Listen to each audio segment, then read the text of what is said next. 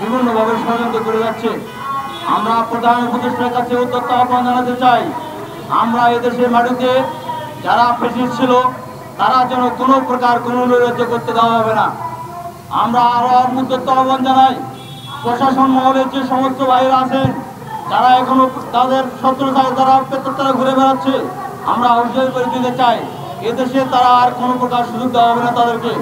সংগ্রামী ভাই বোনেরা আমার, আমরা অনেক রক্তের বিনিময়ে, অনেক ছাত্র জনতার হত্যার বিনিময়ে এদেশের সাধারণ জনগণের মুক্তি হয়েছে। আমরা বিশেষভাবে অনুরোধ রাখতে চাই প্রধান উপদেষ্টার কাছে, আমরা প্রশাসন মহলের উদ্যত আহ্বান জানাতে চাই, তারা নিবিড়ভাবে তারা প্রকাশ্যে ঘুরে বেড়াচ্ছে, তারা বিভিন্ন ষড়যন্ত্র করছে। আমরা তাদেরকে আর এদেশে এভাবে তার ষড়যন্ত্র করতে দেওয়া হবে না। এই বলে আমি আমার সংক্ষিপ্ত বক্তব্য এখানে শেষ করছি।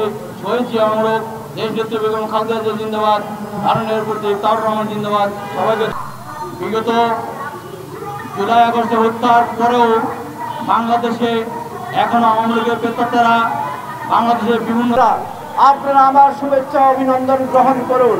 প্রিয় বন্ধুরা আমার, আমরা সবচেয়ে দুঃখ এবং দুর্ভাগ্য বিষয় হচ্ছে দীর্ঘ আন্দোলন সংগ্রামের পরে আমরা ভেবেছিলাম আমরা আর আন্দোলন সংগ্রাম করতে হবে না, কিন্তু আমরা দেখেছি গত 30শে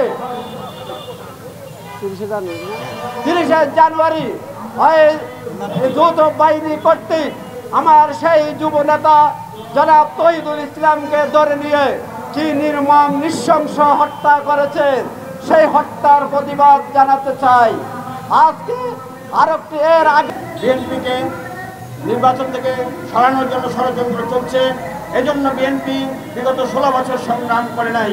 16 বছর আমরা রাজপথে ছিলাম, জেল জুলুম খেটেছি। বিএনপির অন্তত 500 লোক জীবন দিয়েছে এই বিগত আন্দোলনে। মাত্র 16 দিনে এই 5ই আগস্ট আসে নাই। এই 5 আগস্ট জন্ম দিতে বিএনপির অনেক ত্যাগী নেতাকে জেল জুলুম খেটে এই 5ই আগস্ট তৈরি করতে হয়েছে। যারা মনে করে 5ই আগস্টে তারা আবু সাইদ মুগ্ধ শেষ হয়নি যুদ্ধ, তাদের 2-3 জনকে উপদেষ্টা বানানোর জন্য আবু সাইদেরা জীবন দেয় নাই। তাদের রক্তের মূল্য দিতে হলে ভোট দিতে হবে, নির্বাচন দিতে হবে।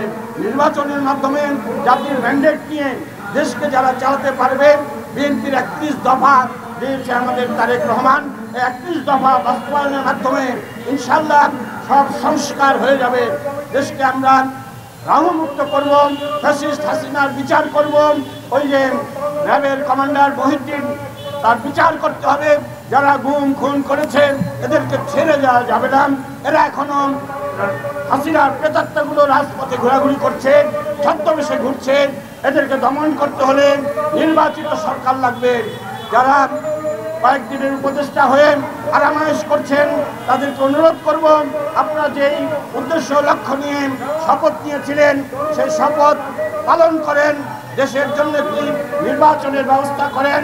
আর ওই সংস্কারের নামে কালক্ষেপণ না করে, নিজেরা পিকনিক হানিমুন না করে দেশের জন্য চিন্তা করেন।